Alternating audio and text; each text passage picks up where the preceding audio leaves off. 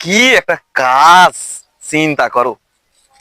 আমি 100 বার করি কোন এই দাদির গুটুলি আমার যাওয়ার জন্যই আব্বা পাঠাইলি যে যা এই গু পরীক্ষা করতে যেতে হবে এখন আমার হাসপাতালে। কি আর করার, মুরব্বী মানুষ, বাঁচবি বা কয়দিন। আবার কি একটা রোগ হয়েছে যে গু পরীক্ষা করলে নাকি রোগ ধরা পড়বি। যাই, কি করবে এখন মুরব্বী মানুষ। কিরে সদীপ কই যাচ্ছিস? আর কোষ্টি বন্ধু, আমি তো যাচ্ছি একটু শহরের দিকে। তো তোর হাতে ইয়া কি?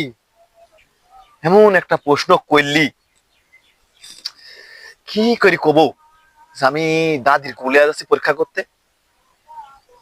দেখি তো মনে হচ্ছে বিদেশি আচার দে একটু খাই। না না বন্ধু, এই জিনিস দেওয়া যাবে না।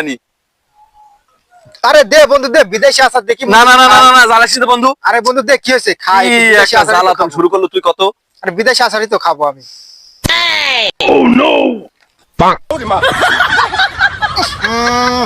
কিরে সদীপ কি দেখি তো মনে হচ্ছে গুড়ে এত গন্ধ, গুড়ের মতন সেম গন্ধ।